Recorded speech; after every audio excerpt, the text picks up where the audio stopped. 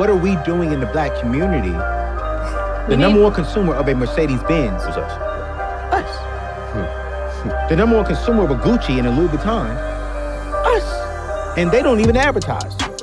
Why is it that in the black community, we are always the number one consumer, but we're not the number one creators? So you just said it, the fact that there's consumers and creators. For so long, we assume success based on consumption. Welcome to Closing Gap Podcast, The Truth About Wealth. I am your co-host, Mr. Eddie Richardson, here with our host and the owner of Hamilton Wealth Advisors, Mr. Wilbert Hamilton. Wilbert, how you feeling today, Finn? Hey, blessed and highly favored. Hey, man, it's always excellent here, and you all tune in to another righteous and holy episode of Closing the Gap Podcast, where we strive to give you the truth about wealth to try to help you live a better life in your faith and your finances. You know, I am the minister of faith. Wilbert is the minister of money, and we're trying to minister to you as God's people. So, look, Wilbert, there's a lot going on. Absolutely. As always, every week is something new. Life for everybody changes, you know, but now we're moving into the close of 2025. This episode we're shooting today, and so we've had the somewhat of a agreement with the shutdown, but in addition to that, we're moving into the holiday season. Absolutely. And when we're talking about faith and finances, faith-wise, we're moving into Thanksgiving and Christmas season. So it's always a time to give God thanks and give God praise for that. And then also during Christmas season, give God thanks and praise for, you know what I'm saying, Jesus being born. But then also there's a time where we get into spending a lot of money. Yes. At the end of the year, a lot of money gets spent frivolously, I'll say. Absolutely. Unnecessarily, I'll say. And because of that, I think we need to tell the people, man, that they need to adjust their lifestyle. Absolutely. So, You know. For me, I tell people, I made the adjustment, I would say some years back. And my wife said, we want to start creating experiences instead of spending so much time and money on gifts. I think with kids, anyway, we remember, what we did on Christmas and the night before.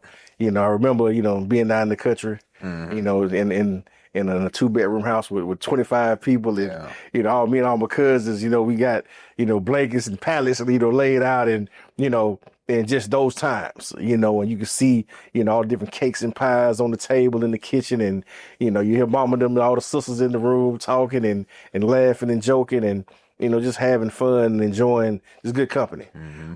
So, when I thought back to those times and me and my wife talked about, her experiences and what she remembered most about growing up, it was the experiences. It was the moments, not the stuff. Yeah. So we tried to make a conscious effort to saying we want to spend more of our time and energy on trying to create moments and memories as opposed to just buying stuff.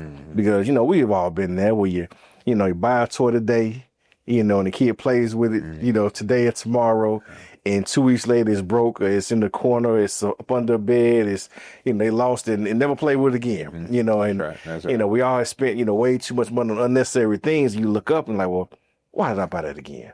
They didn't need that. We were just, doing stuff to do it. So, we made the conscious decision to start trying to eliminate, like I said, the unnecessary spending because, at this point in time, we understand for most of these kids, it's Christmas year round. Yeah. They're receiving, benefits. They're, getting clothes and shoes and they're getting stuff on an ongoing basis. So, we just tried to make the conscious decision to start creating more moments and memories as opposed to just buying more stuff just for the sake of buying stuff. And keeping ourselves in situations where we're not, creating buyer's remorse. Yeah. And that's what we don't want people have to have, now. And, you mentioned, of course, we had somewhat of an agreement that came about, but like I say, this is not necessarily a permanent, agreement. So, we're definitely going to touch on that, throughout the show and let people understand, that this is not an end all be all situation. This is just a stopgap measure. Yeah. And the resolution is yet to be determined. So,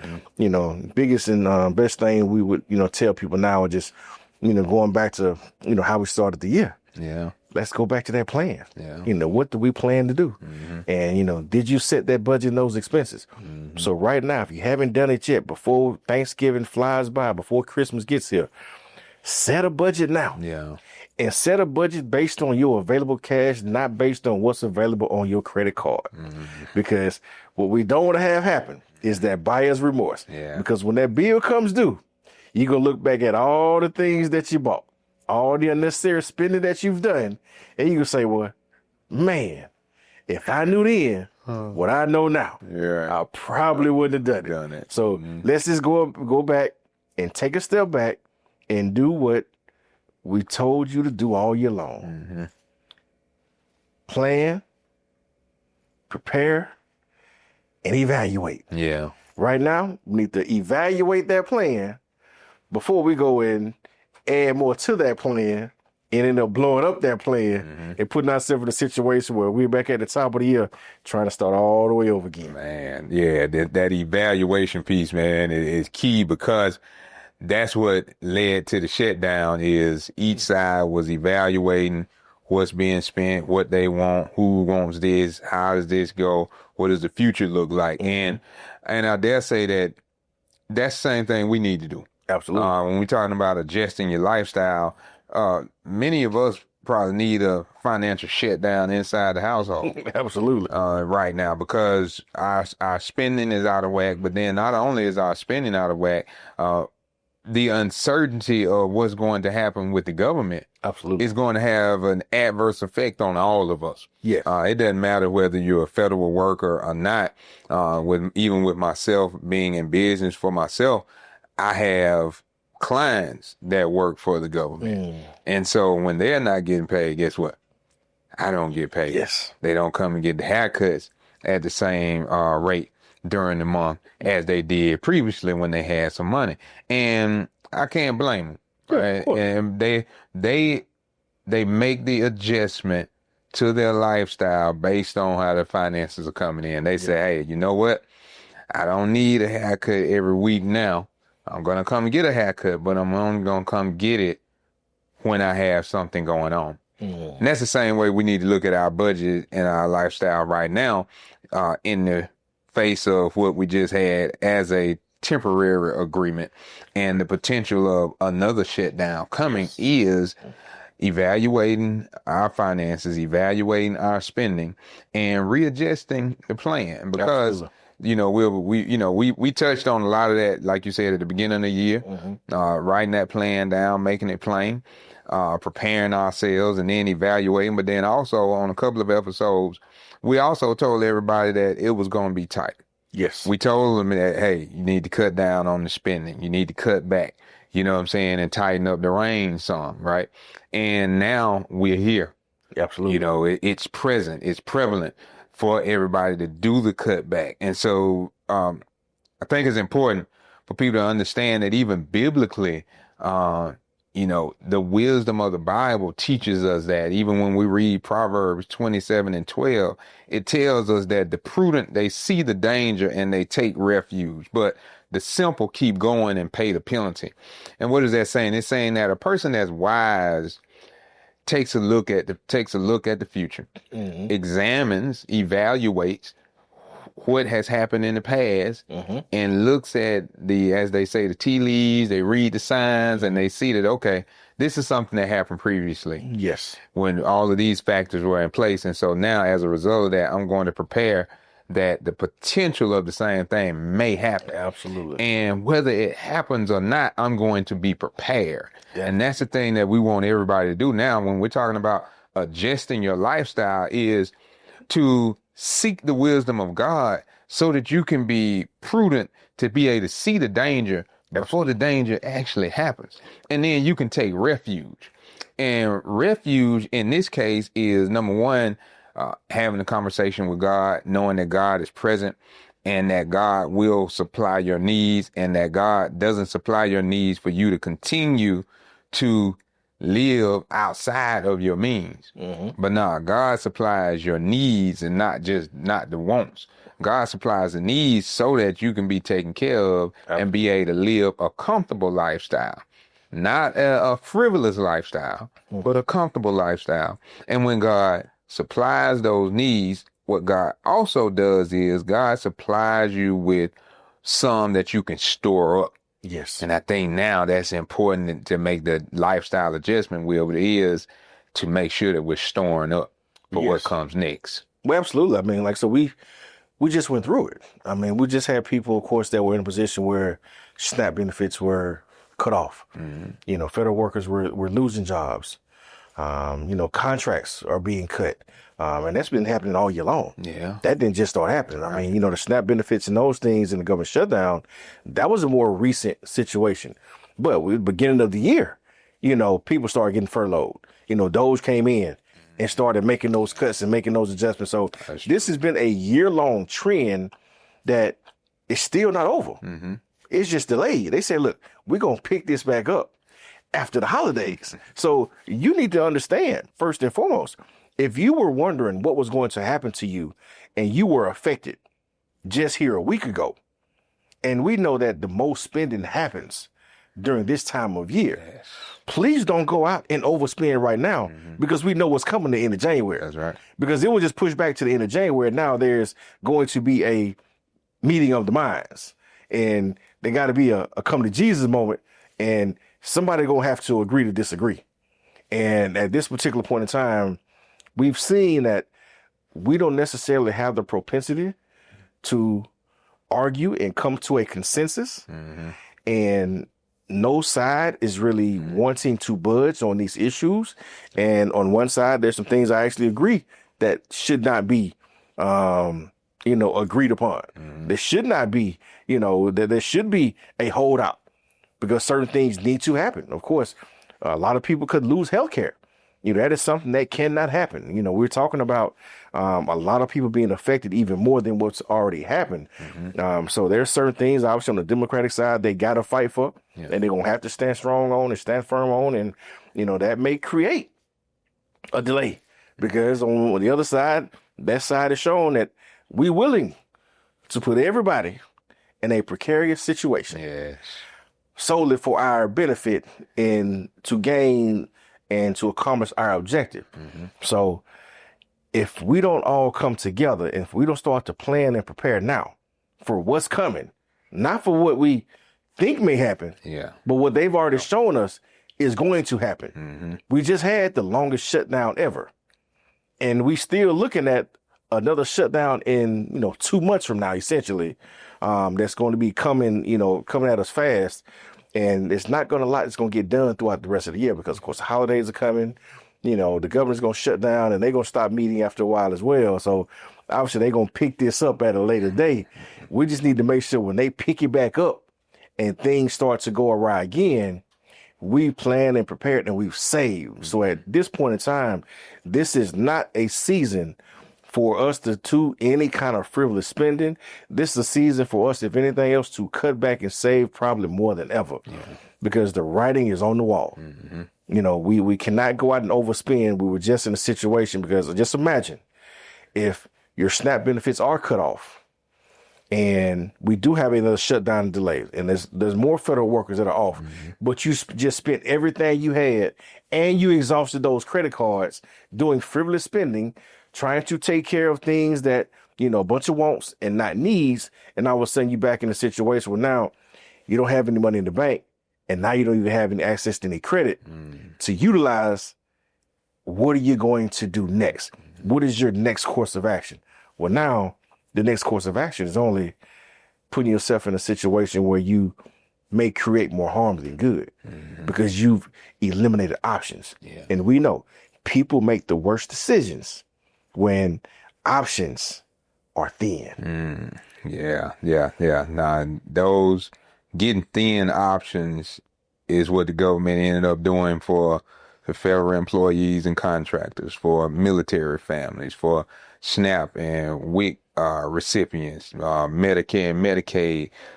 There were administrative slowdowns there. You had small businesses that depend on federal customers and having federal contracts. Those weren't getting approved. And then also, you know, some people Yeah, I mean, let's be honest, everybody doesn't file their taxes early. Some people still waiting on tax refunds. Yeah. And so that got slowed down. Some people were getting ready to start businesses and they were going through the SBA and filing for, SBA loans, and those were put on stall, right? So federal processing and all of these things stalled out, as a result. So how do we prepare for these things is the key. And so we have to adjust our own lifestyle. Yep. Right. We have to take control of what we can control. And while we may have jobs that we work for the government, the fact that you do have a job where you may work for the government, it's imperative for everybody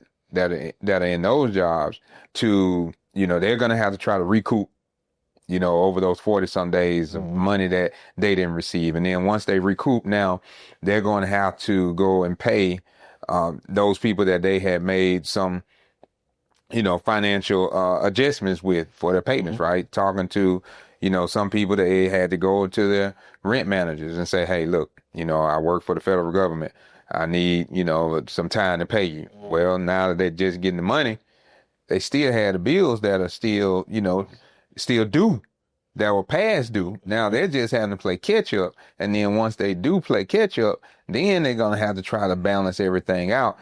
So when you start trying to balance it out, what we also want you to do is make another lifestyle adjustment, reevaluate your budget, sit back and see where can you make some more monetary cuts to your lifestyle. And when we're saying lifestyle, what we're saying is, yes, you are going to have to eat, but what you eat and where you eat can change, right? Yes.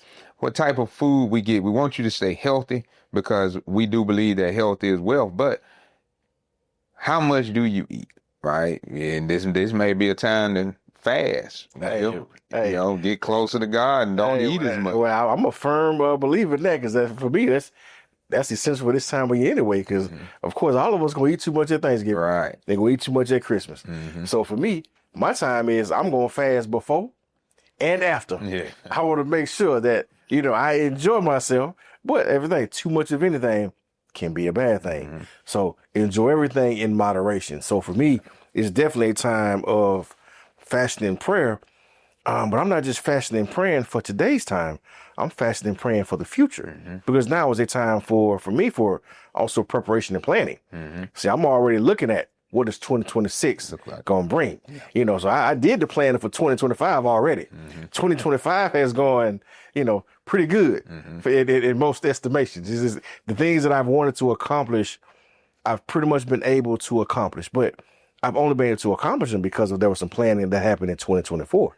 There were some things that I began in 2022, 23, and 24 that just came into fruition in 2025. So being able to see the fruits of the labor from some preparation and planning that was done only gives me more motivation to make sure I continue to evaluate 2025 and plan and prepare for 2026.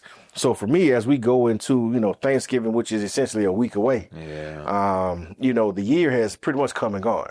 Yeah. So we have to, for me, it's a time of starting to evaluate what was successful and what wasn't. What areas can I be better in? What areas do I need to make some adjustments or changes? What areas do I need to seek additional help in? And this is a time right now where,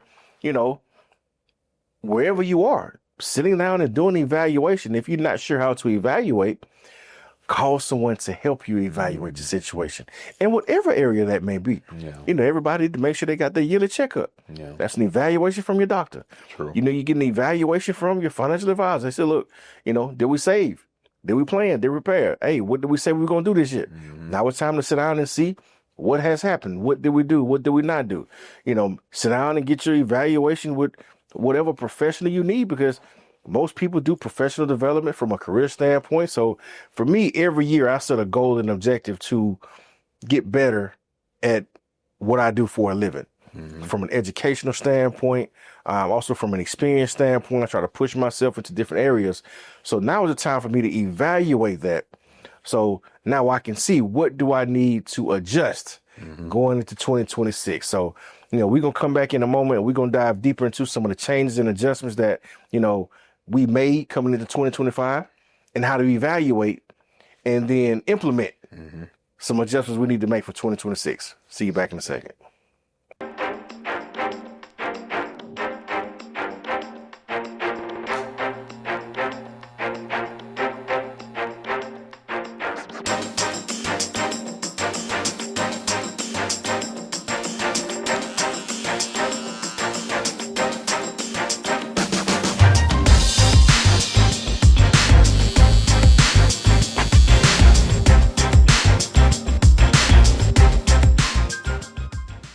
Welcome back to Closing the Gap Podcast, Truth About Wealth. I am your co-host, Mr. Eddie Richardson, here with our host and the owner of Hamilton Wealth Advisors, Mr. Wilbur Hamilton. Yes, sir. And we've been talking about adjusting your lifestyle, but really, Wilbur, when we talk about adjusting your lifestyle, if we put it a little more blunt, we tell them kind of like your parents would say, go somewhere and sit down.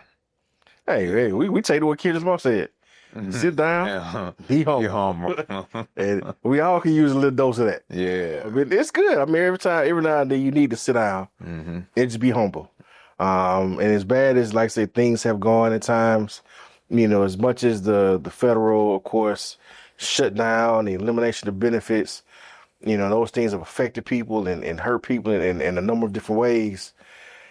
We still got to be able to say thank you anyhow. We still got to thank God for putting us in position where we could still see another day and have an opportunity to move forward even when things haven't gone our way. And I think that's a trait and a lesson that all of us can continue to learn and grow in. Because obviously we know life is not always going to go our way. Yeah. Things are going to happen, good and bad. And we got to be just as humble and grateful in the bad times as we are in the good times. And that's a tough pill to swallow sometimes because and we've all been there, because nothing is great all the time. And, but there was we can't just, celebrate the Lord, when he gives us everything he wants and then be upset with him when he taking us through a little storm because he's trying to prepare us for something else he's trying to give us. And that's where, we got to, shift that mindset and grow. And so I always, challenge myself and, I want to challenge the listeners to, let's all grow. We all need to grow together. We all need to get better and be better and, strive for more. And if you were affected, by the shutdown in some way, shape, form, or fashion, have you sat down to figure out what can you do differently so you're not as affected the next time around? Because it's going to come back around. Yeah. Like we say, this is delayed but ain't denied. So this fight will go on. So we need to make sure that we are, establishing, ourselves in a way to where, we can handle, the next shutdown, because the shutdown may not be a government shutdown, but we've experienced a number of different types of shutdowns in the past, 5 or 6 years. We had a COVID shutdown. Yeah. COVID. We had obviously the governmental shutdown. We've seen, layoffs and furloughs and we cut SNAP benefits with recessions and, market dips. So there's always going to be something that comes along that sit us down. Yeah. But just because you got set down don't mean you got to stay down. God gives us the ability to get up. Yeah. But you got to get out on your knees first. And I think that's where, some of us, may struggle a little bit because when things naturally don't go our way, we all get a little frustrated, get a little upset. And sometimes it's hard to go to God and, with thanks and praise, when things are not going your way. So that's why, like I say, this title is appropriate to sit down and be humble, because you got to sit down and talk to the Lord and ask him to give you clarity. Then ask him to give you direction. And that's all preparation and planning is. Yeah. We ask you to sit down and trying to help give you some direction. So, we all need direction, obviously in our finances, in our spiritual life, in our, relationships that we have with people, husbands, wives, kids, all those things can continuously get better. We should always all be striving, to do better and do more. But, this is a time definitely from a financial standpoint, we have to, make some serious adjustments. Yeah. Because this is, what happened yesterday is not always indicative of what's going to happen tomorrow. It's a guide and it's something that we can learn from. But like I said, there's always, tomorrow's going to be a new day. It's going to be a new challenge. It's going to be a new chapter in all of our lives. So, for me, I'm all about trying to make the next chapter the best chapter, but I can only do that through preparation and planning. Yeah. It's in making sure I'm talking to the Lord to ask him, to let his will be done in my life so I can do everything that he wants me to do, because if I accomplish everything that he wants me to accomplish, then I know, at that point in time, I've been successful in what he has for me. I'm sure, what I have for me pales in comparison to what he would bring. So, I always look at it where if he can create the heaven and the earth in 6 days and rest in 7, what can he do for my life, in the time that I'm here?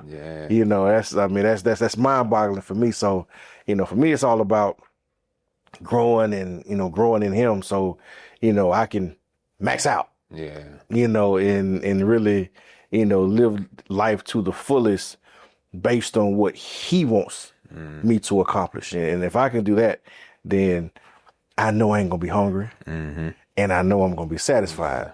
But if you hungry and you're not satisfied, 9 times out of 10 is because you ain't got him. Because even when you physically hungry and you physically not satisfied, if you got him, he can kill a hunger pain. Yeah. That's a godliness with contentment is great game. Yes. And that's what we need in this phase of life. Every day, first of all, not just this phase, not just because we are in a time where the government is topsy-turvy, misaligned with one another and misaligned with God. But, we need God at all times and in all things. And that's why we need godliness. And if we have godliness at all times, we'll have that satisfaction, which is, the scripture says, contentment. That even if we are physically hungry, because I know I have God, I know he's going to supply, then I am content in this, situation that I'm in. And to do that too, Will, like you said, we got to pray, have to stay in his face. As we said earlier, this is a time of fasting, praying, so that we can put our focus on God and be able to have what it is that God desires for us to have. And we won't actually be able to understand it or know it if we don't, surrender our full bodies to him, surrender the fullness of our bank accounts to God, giving God all that we are and all that we have. And that's what fasting is. When we're talking about physical fasting, food wise, it helps us spiritually, mentally, physically to be attuned with the Holy Spirit, to hear the Holy Ghost as he speaks and leads and guides us and directs us. But also, we need to fast from our spending. Yes. That now I'm surrendering. When I fast physically, I'm surrendering my body so that the Holy Ghost can lead and guide me. And then if I fast with my bank account, I'm surrendering my bank account so the Holy Ghost can fill it.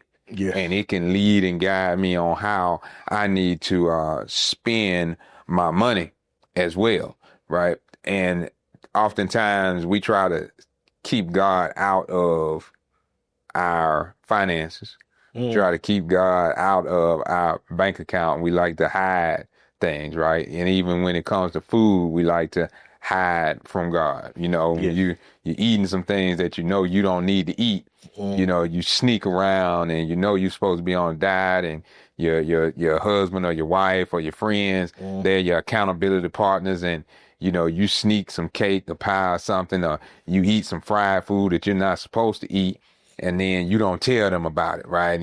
But it ends up showing up in your workout, or it shows up in your health report, or the same thing in the household with the finances. We try to hide money from our spouses, or even when we don't hold ourselves personally accountable the way we need to. We're sticking with our budget, sticking with our plan, and we'll tell ourselves, well, I deserve to get this right now. Yes. And we go and spend that money where we knew we weren't supposed to spend it at that time. And then when things get off, we start crying out to God, why? Well, you already know why, right? But you tried to hide it from your accountability partner. You tried to hide it from God, and then you start lying to yourself. and fooling yourself as though you didn't do what you did. Well, what we're saying to do it now is sit down somewhere, be quiet, adjust your lifestyle, surrender all those things to God in this time so that the Holy Ghost can lead and guide you in how to spend your money. You know, and I say that because also sometimes people complain and say, well, I don't know how to set a budget. They say, well, I don't know, you know, what church to go to. Well, I don't know what financial advisor to go to. You know, they've been listening to this show for all year, but they still have some trepidation, you know what I'm saying, to come and sit down with you. Well, if any of you do still have trepidation about, you know, sitting down with Mr. Hamilton to go through your budget and set up, you know, a wealth management plan, or you haven't called another reputable advisor, as we've told you the different classifications of, we've gone through shows where Wilbert has told you the different series, classifications, and certifications that true wealth advisors are supposed to have. He's told you the different questions that you can ask any wealth advisor. And if you still haven't taken that advice, well, it's not okay, but it's okay. We're going to say it's not okay, but it's okay right now. But what you need to do, it's imperative that right now you will at least need to go in your house, get down on your knees and pray to God to guide you, right? If you scared to go talk to anybody else, to talk to me, to talk to Wilbur, to talk to anybody, to call anybody, any of that, you need to at least just in your own home talk to God about it. Like you can't do these things on your own. None of us are made to make it through life on our own. You have to make the necessary lifestyle adjustment now to get in tune with God so that you can get to where you need to be. Because when we're in life and you start suffering, the worst thing that can happen is that you suffer alone. Yes. You know, that you go through trouble alone, right? That's why it was so beautiful to see different people, different companies, you know, during this time of the shutdown, you know, letting federal workers come and eat for free, or letting them know that these things are available, or when some people were suffering due to SNAP and WIC, these benefits that were cut off, you know, had a lot of different people were opening their doors and saying that we're here to help, right? Because that's what we're made to do. God made us as a community. When God made Adam, he first made the animals and tried to, you know, see if they were compatible. And none of the animals were compatible with Adam as a human. And so he put him to sleep and made Eve. And then he let them procreate and gave them people and create a community for us to be able to lean on one another. And that's why we come here at Closing the Gap Podcast, is to continue to let you know that while we may not know you personally, that we're here with you, we're here for you, and we want you to be successful. We want you to have all that God has planned for you. And notice I said plan, because God has a plan for your life. And if you sit down and pray to God, then God will allow the Holy Ghost to guide you to create a plan for your life, to create a plan for your finances. And that's why we just letting you know, I'm the minister of faith and he's the minister of money, that this is a God calling. When we say minister, what we're identifying is that we've been called by God, ordained by God to do what it is that we're coming on Closing the Gap Podcast and doing. That we could just sit down and talk to each other every week, right? Absolutely. You know, you come to the shop, I come by here, you know what I'm saying? And we can get with Daz and we can just sit around and order Starbucks, order something to eat, and we can sit around and talk and just have a good time and not even have to record a show. Yes, sir. But we know that God has ordained us to do this, and that God has a word for the people through us. Yep. Not that we're so smart or wiser than anybody else, but we just want to come to your help, come to your aid. So we're saying, hey, adjust your lifestyle now, because the toughest times have not even come yet. No, it hasn't. And, you know, it's ironic that we have these things called cost of living adjustments. Yeah. That come into play And we see them most directly affected and implemented from a Social Security standpoint. Because, of course, our seniors, of course, most of them obviously live on some sort of fixed income in some way, shape, form, or fashion. And, Social Security is one of those stools, one of those legs of income for a lot of people. So a lot of them maybe have a pension, 401k, or Social Security, some combination of all of the above. In our community, unfortunately, too many of our people are strictly Social Security based. Yeah. But one of the good things that Social Security does every now and then is provide a COLA or cost of living adjustment. And of course, we had a recent we call COLA increase that was going to effect for 2026, and the increase was 2.8%. Now it's a little higher than what it normally is. Usually right around 2% or so when they do it.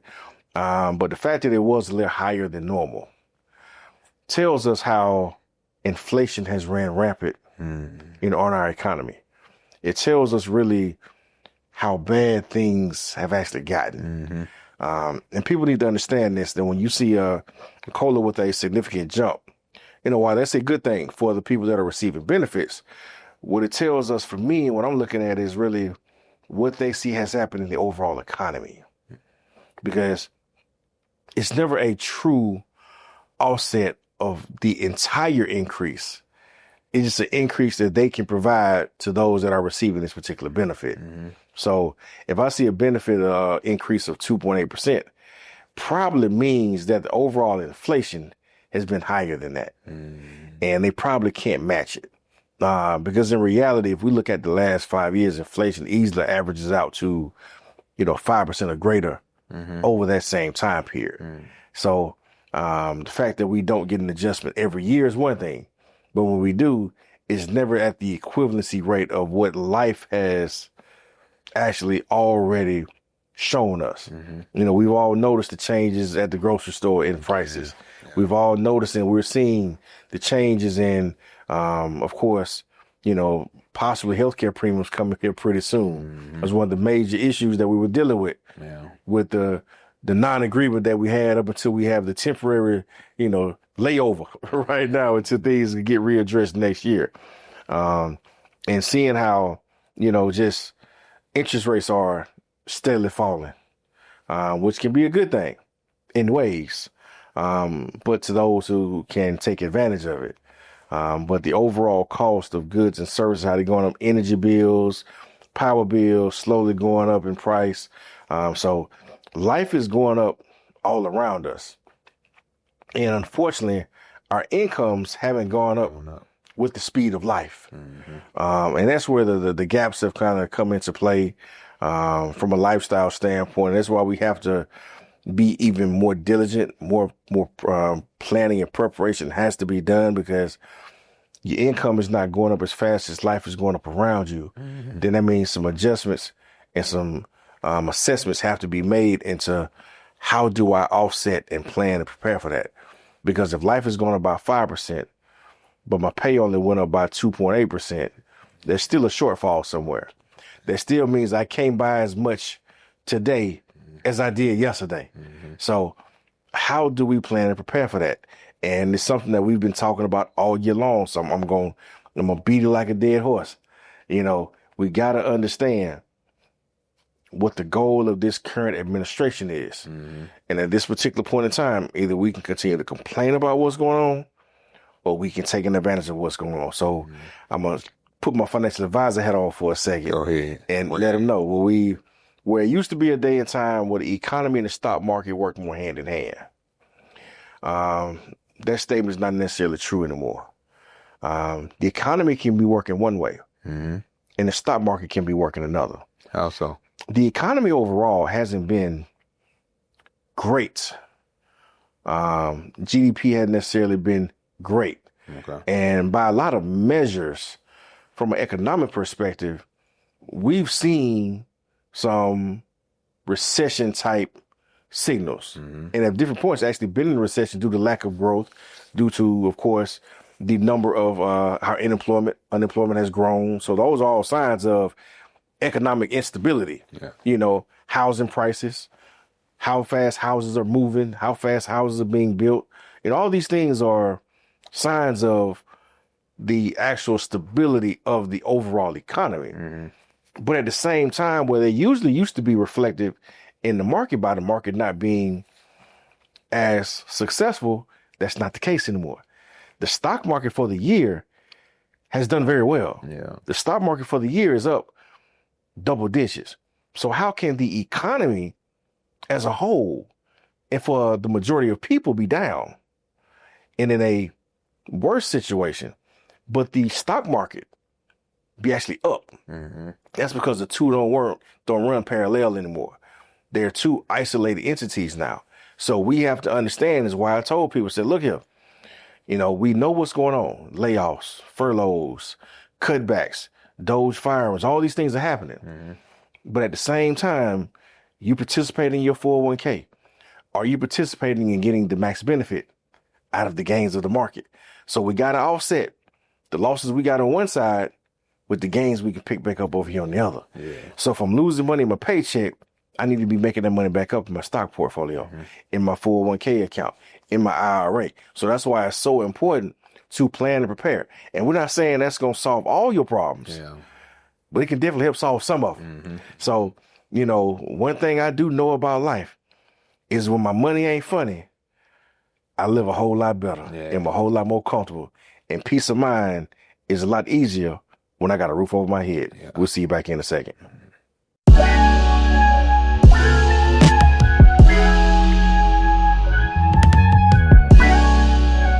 Welcome back to Closing the Gap Podcast, Truth About Wealth. I am your co-host, Mr. Eddie Richardson, here with our host and owner of Hamilton Wealth Advisors, Mr. Wilbert Hamilton. And we've been talking about adjusting your lifestyle, sit down, be quiet, stop moving, sit down, be humble, be quiet, slow down.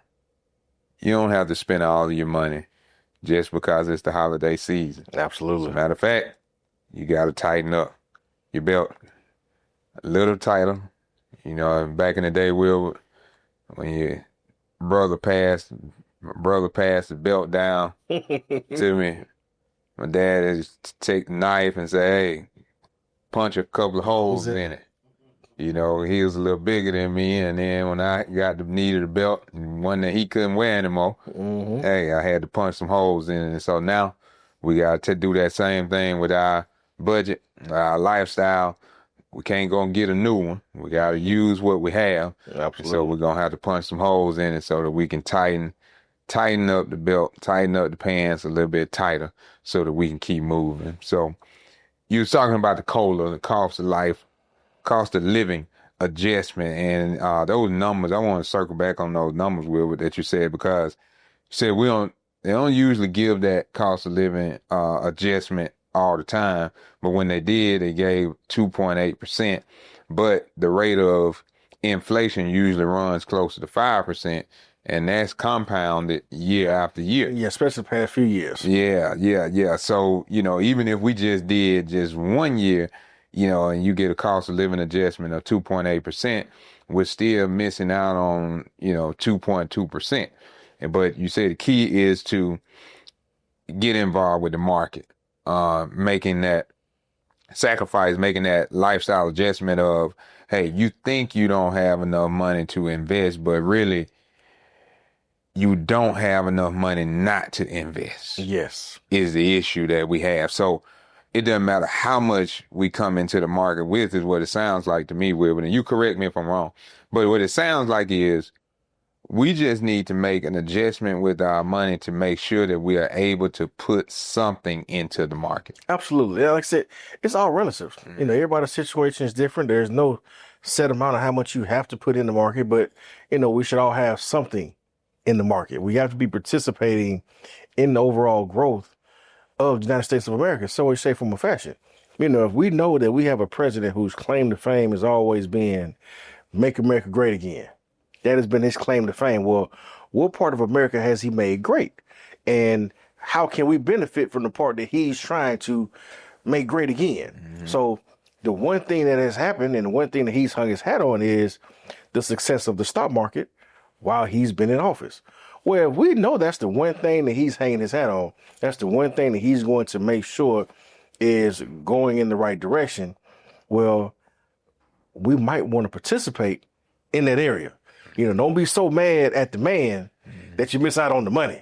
Like I said, we got to be able to separate our feelings, from our actions.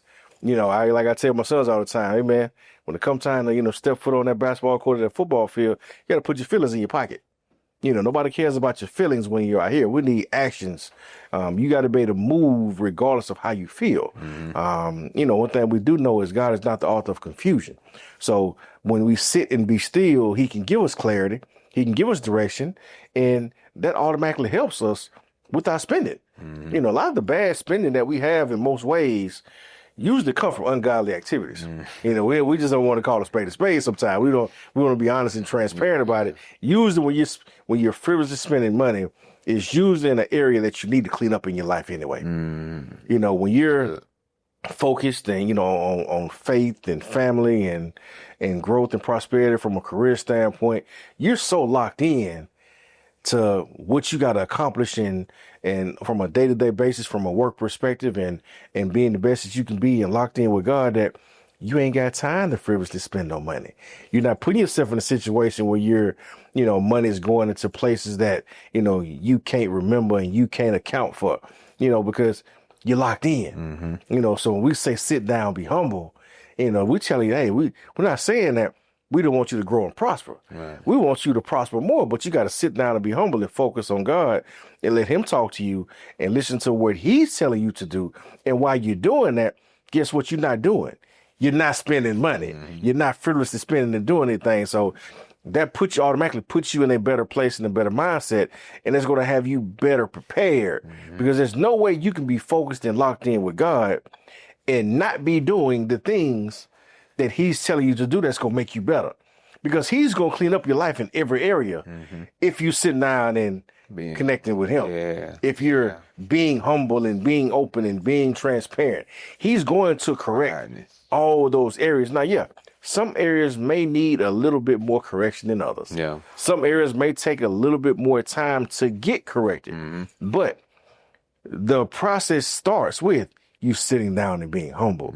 And once that correction starts to begin, it's much like once you get back in the gym and you get back working out, you don't want to stop at Popeyes on the way home because you know the work you just put in the gym. You know what you've been doing. You know how your body feels. And then you know what it feels like if you go put that grease back in your body after you've had a tough workout and your body's getting right. You've been eating clean and all of a sudden you eat a piece of chicken that's fried. It's like, man, it just don't taste the same. You taste the grease. It almost makes you sick to your stomach because your body is like, I'm off of that now. I need something clean. I need something organic. I need something that's going to help push me to the next level. Well, guess what? Well, now you're going to be a lot more judicious in your decision making, what's going to automatically help you be a lot more, not as frivolous with your spending. You're going to be a lot more calculated. You're going to, guess what? You're going to start meal prepping. You're going to start doing some things that put you in a situation where you're not frivolously spending money on things that used to take a lot of money out of your pocket. So when you plan and prepare and you save and you're diligent, you're faithful and you're locked in and everything's working together, you're making more good decisions on a day-to-day basis, which lead to a result of you having actually more resources, a lot more money to put into the right places to now see the benefit and the fruits of your labor. Our issue is when we're so chaotic and we're all over the place and we're not living right and we have money being poured over here and over there and we're not locked in to God and doing the right things. We have money, we just like trying to fill up a bucket with a hole in it. It's coming in, going right back out. But once we seal up that bucket and we focus on him, and now we got our regimen. Because one thing I know about when you locked in with God is that you start to create a plan for your life. Because he got a plan for your life. So when God got a plan for your life and God is giving you your vision and you trying to walk it out and you got things that you need to do and you got to accomplish certain tasks, now you got a plan and you're prepared. Now you're working it so you don't have time and energy to waste. So which also means now you realize you don't have any money to waste because you got things you need to do with that money in order to accomplish the goal of the vision God gave you. So we always start to put ourselves in a better situation day after day, week after week, month after month, and year after year. So that allows us to now be in a position when the market is running on hot like it has over the past few years. The market has done great, multiple double-digit years in a row, year after year after year. And in totality, really since, Trump went in office the first time. Yeah. His whole make it great again. If you look at what the S&P has done over that time frame and how our stock market has had multiple runs and probably the greatest stock market run in history from probably 2009 or 10 all the way up, almost until now. You can almost pick out certain 10-year segments that have been the greatest 10-year run in stock market history. Have we been participating in the growth of the market along those lines? So, yeah, we can complain about not being able to participate or not having it, but you have a job and have a 401k. A lot of people's 401ks puts money in their account on their behalf without them even contributing anything. So if you do have a job that matches in contribution, why are you not getting the free money that's on the table? Do you even understand your 401k and the free money that's available for you to participate in the market? So if I put in $1, you gonna give me $2? Well, why wouldn't I put in $1? Right. Matter of fact, I'm gonna put in more than $1. I'm gonna put in all the way up until you cap out the match that you're going to give me based on what I contribute, because I want to get all the free money I can get. Right. So if somebody tells me, well, if you give me 10, I'm going to give you 20 back. Well, I'm going to be ready to give you $10 every day of the week because I want to get the 20 back that you're going to give me after I give you the 10. That's essentially how a lot of our 401ks operate in a sense. So we got to understand what we got at our disposal. And now we have to take advantage of that. And we got to participate in the one thing that Trump has been adamant about making great. It has been the market. The market has done very well during his time in office. Is it all because of him? No. Do I give him a lot of the credit for the results that we've had in the market? Absolutely not. His first run, there was a thing, and me being an economics major, there's things called lagging indicators. And there was a lot of things Obama put in place that Trump was the beneficiary of when he came into office. From an economic standpoint, there was laws and legislation that was passed that was able to go in during Obama's second term that he did get done on his first term on the way out. So those things that Trump inherited, and he was the beneficiary of that growth. And that's also why there were things that Biden put in that Trump didn't do that he was the beneficiary as well. Unfortunately, Obama was the recipient of a Bush, of course, administration and the things that they put in. So Obama inherited a mess. He inherited a crash. Biden inherited what Trump left him with, which was a down market and, sagging employment. So Trump has been the beneficiary. So I'm not giving him credit for the stock market being high, but it has been high.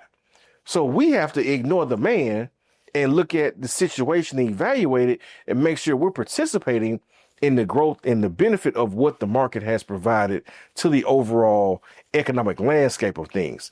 Because the stock market has created more millionaires than any other place in history. It's created more than real estate. It's created more than any other asset class. That doesn't mean real estate ain't created millionaires. It has, and it's created a lot of them, but not as many as the stock market has. So understanding that's where millionaires are created, why are you not participating in it when that is the one place where you can put your money and have a return on investment, and you can control how much the investment is that you make into it? So we got to start being a part of the solution and not so focused on the problem, because problems ain't going nowhere. We've had problems since we got here and since other people came here. There's always going to be problems that we have to deal with. But let's not be so stuck on the problem that we miss out on ways to put ourselves in better situations and finding solutions to those problems. Because some problems are going to always be here. Sin is going to forever be and have a place on this earth. We understand that.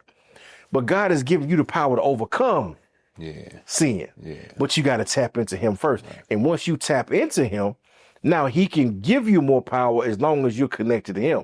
Is what that verse that I love, it says, he who remains in me and my word remains in him. Whatever he wished for, it shall be done. He didn't say it might be done, it could be done. He said it shall be done or will be done based on what version of the Bible you read. But either way, it's going to come to pass if I'm locked into him and his word is in me. So as long as I'm reading it and I'm in tune with him and locked in step with him, now all the things that I wish and desire for will come to pass. But I can't be so stuck on me not liking this person, this individual, this situation, that's overruling my decision making. And I'm spending all my time complaining about what I don't have and not focusing on what I do have. I have life, I have breath, I have opportunity, and I got God. Yeah. That's when you said that, reminds me of Proverbs 37:25 said, I've never seen the righteous forsaken nor his seed begging bread. Right. So if we remain in him, he remains in us, then all these things shall come to pass.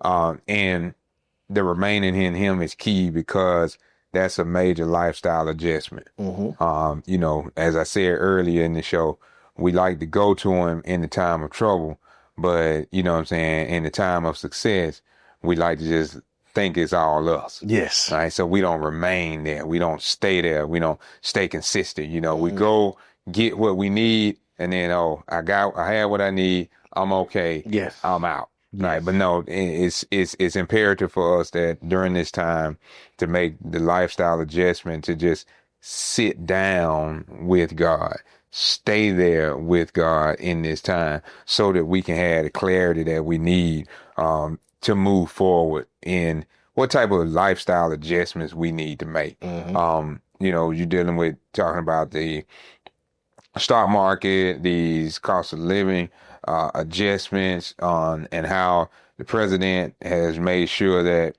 the stock market, and these companies are continuously earning money, and we need to make sure that we are there. Then plainly, what I think what needs to happen as well, but financially for most of our listeners is we're going to have to shave some of the money that we spend in food, meaning that we're going to have to make an adjustment where we shop, right? Yeah. Like, okay, still buy your food, but couponing, checking discount retailers for, where you get your food, buying in bulk. Yep. With some brands, we may have to go away from some of the so-called name brands and go more towards store brands on some things. Just a few practical things to do, also meal prep, right? Meal prep is a way that we could really save some money. We could still eat well, but just plan our meals where we go shopping, get us some good food, good vegetables, but then not having to go to the restaurants as consistently and overspend during the week by just meal prepping. And then also, utilizing loyalty rewards at different places. Even when I do eat out, I like to use apps, right? Because the apps are going to give me some points, and then those points roll around, and some weeks I'll go and just use points at the various restaurants that I've eaten at. And that week, I don't really spend any money for lunch because I got a free meal over here because I spent some money. I got a free meal over here in points because I spent so much money. And so that's another facet of things that we can do as well. Another thing I thought about, Wilbur, was, back in the day, we used to carpool. I just think about down in the country how, people call and say, hey, what time you leaving? Yep. You know what I'm saying? And I'm going to ride with you. And even if there's a 20, 30-minute difference between what time I got to be to my destination or whatever, right? Things like that.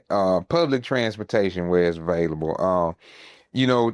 This is all of these different areas, and I'm just naming a few, that we can sit down and we can slow down and we can make adjustments to our lifestyle so that we can take the money that we save from those things, take those funds, and come and sit down with you at Hamilton Wealth Advisors and invest that money into the stock market. So now, whereas previously I was spending that money on lunch and things like that during the week, I shave how much money I spend on lunch, take those funds, invest them in the stock market, and then now I'm getting you know, whatever the rate of return would be, we don't want to quote a rate of return, but you know, the average rate, you know what I'm saying, you're going to get 2, 3, 5%, you know what I'm saying, and just based on what time of the year it is and how things are going.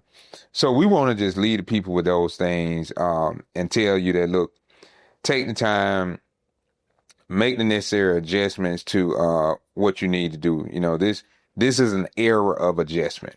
I want you all to know that. And not because we want to change our lifestyle, but we have to change right now. All indicators show that we have to make changes right now. You know, shutdowns may come and go, prices may rise and fall, but the real power is in our power to surrender to God and let God lead and guide us in the things that we do. Absolutely. Couldn't have said it better. That's why we're going to see you next time.